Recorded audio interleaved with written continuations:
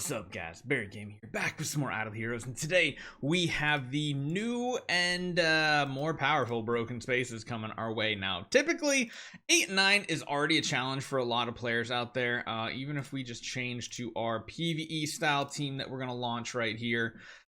Typically, what happens here is that, actually, I think I put my Aspen in the wrong spot. It doesn't really matter. For an account like ours, like, we have full Demon Bells. Yeah, there's like, they're taking away our energy, but you guys can see the amount of power we have. On an account like ours, it's not going to be an issue. These previously were an issue, what, like a year and a half ago, whenever this came out. We're basically to the point of just like one-tapping most of these here, just getting absolutely crushing damage. Wow, actually, she was the MVP right there. Surprised. Wait, did I set this team up right? Wouldn't be surprising if Barry does Barry things. No, she's got a Demon Bell. Still hitting hard. But we move on over. We take a look at the previous really difficult one that came in the form of our... let me just change one more thing. And it came in the form of Drake-Russell combination. I want to switch this up. I want to put him down here across from the bottom target. Yeah, I think that's good. Again, this is where like the full Demon Bell energy feed really comes in handy here. I'm pretty sure we can just one-tap this wave as well. Yeah, that turns out. I mean, round 2 active is probably going to be pretty devastating, I'd imagine.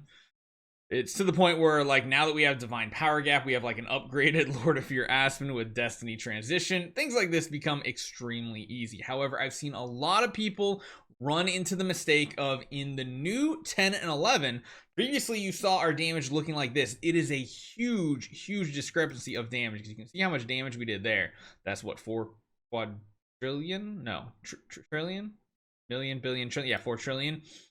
Once you step into 10, it's going to be a whole nother ball game. Now, I think for 10, you're not going to be completely out of the realm of using your same team here. However, just be prepared. You might want to do some manual hits and not smash to make sure you can see what your team can do. You can see we literally have our supporters dying with the Demon Bell energy feed. Running heroes like Heartwatcher, like Drake, if they're not super powered up, as you guys can see, you're going to run into some issues here. A complete big amount of issues, because these heroes do a lot of damage, and what they also do is have a lot of health. So I think part of what this Broken Spaces update does is it starts to remove the use of heroes like Drake, potentially, again, unless you have them like super powered up.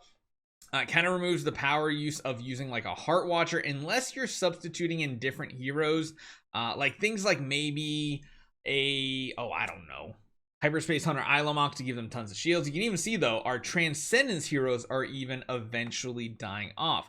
This probably also leads to a better option of Fairy Queen Vesa as your main damage dealer versus Lord of Fear Aspen for this new game mode too. Granted, she won't do as much damage, but she will provide a ton more survivability and healing for your team. You can see all this mark damage coming through from the bubbles. That is a really crazy animation. We don't even see... There she is. I was like, we don't even see Natalie, you just see Natalia sitting there. But you can see even our account like this with a traditional team, we are barely making a dent on this Gloria right here. So we're going to do some little changes here, try to get a better team set up that might have some more survivability. That'll give us more options for big damage numbers.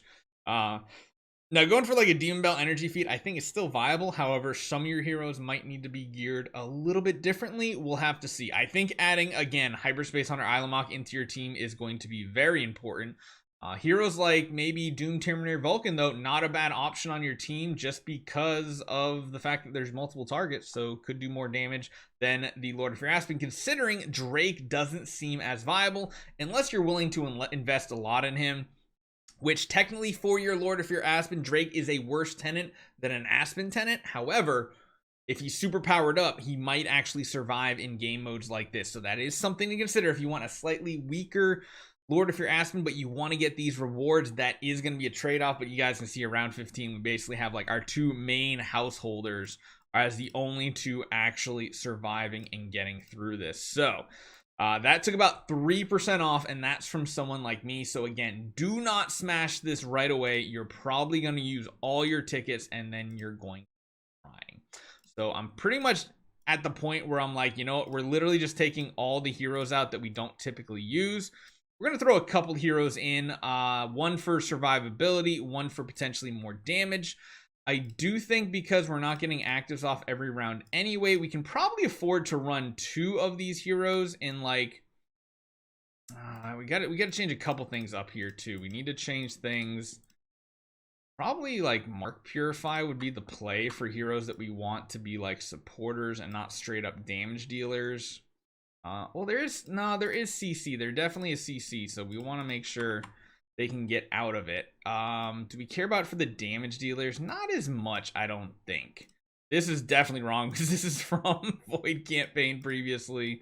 Not what we want to see. Honestly, though, a lot of these heroes are tenants as well. Might want to try to still run them a little bit more like that.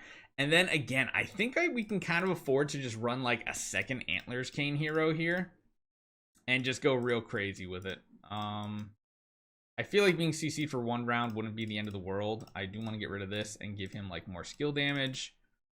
Crit, control immunity. Don't need control immunity. Probably need crit chance. What does that look like for our damage numbers? Yeah, precision's way up there. Armor break is actually probably something that's really important now because we're not running Drake anymore. Yeah, having over 100% armor break is important. The crit damage is actually a little too much too because yeah, we don't really need that. Precision's capped. Man, so many things we're just capped out on nowadays because of the way we're set up. That looks good there. The other thing we can change here then is going for more armor break instead of what? Skill damage, precision, crit chance. Probably here. Going for more armor break is probably going to net a better positive. So we're going to run like a double damage dealer setup and see how this actually turns out. The only difference is adding Hyperspace Hunter Ilamok. That should give us some more survivability. And yeah, just sticking with her core is probably the best bet. So let's jump into it. Let's see what our damage looks like after we make that change on Broken Spaces 10. Hopefully it's a decent amount better, having everybody live, having more actives go off. That loading bar is taking a long time. Holy cow. Let's see how our heroes live now, because that's kind of an important one. Surprisingly enough, Vulcan's going to get an active off in round 1, which is really cool. Let's see what the damage looks like with 2 damage dealers. However, again, like I said, I feel like Vesa, Fairy Queen Vesa, is quickly becoming a very important hero because you might have all these shields from Hyperspace Hunter Ilamok. You need some healing to go on your heroes too. Honestly, maybe running everybody with Balanced Strike is going to be part of the answer here, but we'll see how this actually turns out. Most rounds we should still be able to do a solid energy feed. Some of them are going to fall off because we're only using 4 of them, which is a little bit of a disappointment. However, the enemy hits a lot of us, so there is a chance that they can generate additional energy for the next round anyway. So like we'll get like 2 bursts, no, just 1 burst. So yeah, we're not getting actives every round. The important thing though is just keeping our team alive. And again, Lord of Your Aspen, very strong. However, he's only hitting 1 target. It just makes me feel like Doomturner Vulcan will do more damage than him. And we kind of need to make Doomturner Vulcan one of our main heroes again because Void campaign came out today too. So it's like, this is really tricky, but you guys can see this is a lot of damage hitting our team. We're getting, wait, are we getting dazzled? Or is that just a stun effect? That looks like maybe just stun. No, is that actually dazzle? Oh, she has dazzle too. I totally forgot about that. That's important then to run control immunity. Or not control immune, but control purify, even on our damage dealers, and not shared fate. Because if they stay stunned or dazzled, that's just not going to be a good look for us at all. We could try running Vulcan without an Antlers Cane too, and just run him with a Demon Bell and see how that works out. Survivability though, seems like we fixed that issue by not running regular heroes and instead running Transcendence heroes like Hyperspace Hunter Ilamok and being able to put out a ton of damage. I'd love to run just everybody with a mirror and see how that would play out. That would be something interesting to see, since everybody would be feeding everybody else energy, and we'll also be able to buff everybody's all damage dealt and see how like a full offensive team would work. Still something I want to see in the future. But yeah, our team doesn't seem to have any survivability issues, so we'll see what the damage looks like towards the end of this. Again, that dazzle effect is going to limit right there. See, it's like it's hitting random targets instead of both. So Having control purify definitely seems like something we want to do. This is a long battle. Holy cow. So many things going on here. Not getting actives every round does hurt our damage, but honestly, I think this is going to turn out better than the traditional team that we've been running.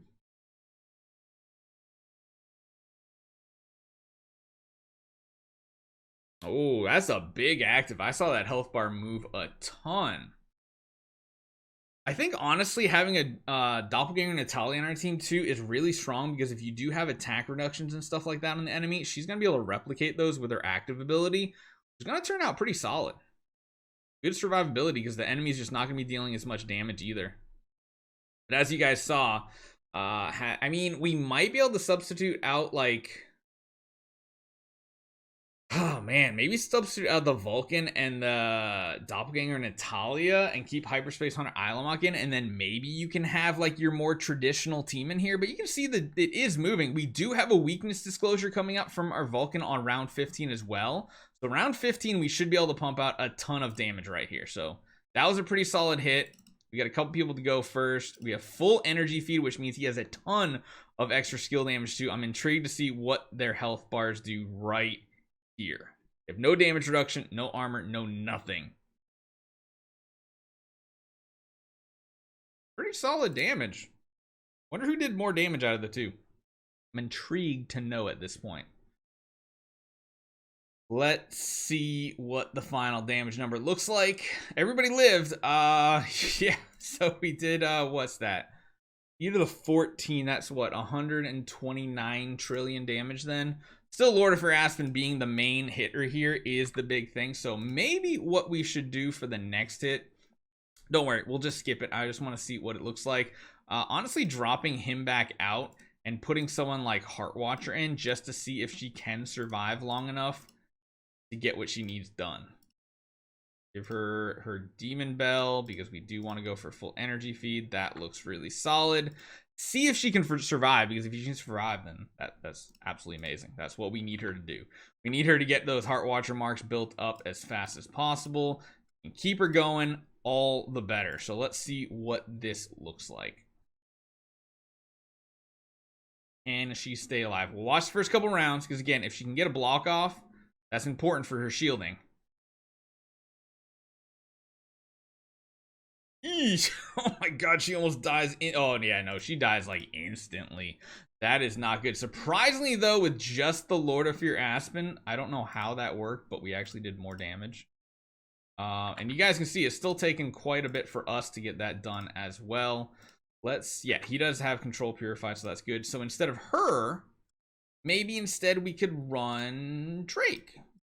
Granted, we don't need the reduction anymore. If we were running this, we don't need to worry about running him with man, those stones really suck on him. Never thought the day would come we need to run a hero like this, but maybe he can stay alive if he can get some blocks off and such. Honestly, his stone is just really bad this one. I just don't want to re-roll it. I know I should, but let's see if he can survive the first round or two, get some shields up from Hyperspace Hunter Ilamok. If he can, that does mean there's a higher chance that he's going to survive longer. And once we take out the first target, then you can probably add in some other heroes to your team. However, that burn from the Eos is one of the most dangerous things. Having that defense down is going to add a lot of damage to our Lord of Fear Aspen, I think. Yeah, once he gets the shields up, he's fine. So that's good. He gets the kill there. It's going to be lower damage, I think, just because one of the targets is probably dead at this point. Could try going back to Heartwatcher at this point. See if we can make it work with only one target. Keeping the energy. Yeah, it's all fine. Honestly, probably even want to change her to like dot purify just to see if that keeps her going. And see what happens here. Now, there's only one target. If she can stay alive in the first couple rounds, it is going to mean more damage, because we already have 100% armor break, so the Drake's not doing as much as it normally would be. Just the dot damage is a little scary. That dot at the end of the round is going to tick for a lot, I feel like. No, when it's one target, it makes it a lot more easy for her to survive, it seems like. Gonna do a basic, hit everybody. Yeah, we got the shield, so that should be fine. And now, yep, there we go. We should be able to finish this off very easily with the Heart Watcher. Tons of extra damage coming out, and we clear it out in not too many hits. Honestly, that's not that bad, but do not smash this right away, because if you're just using your normal team, you might waste every single one of these tickets. These little challenge badges, you might just make a big mistake, and it's not really worth it for the rewards that you're getting. So hopefully you guys enjoy this one. Do not smash this. Try to test it out. See what you can do. Next video we're going to have is talking about stage 11. This one's really, really tricky. Hopefully you guys enjoy this one. I'll see you guys next time.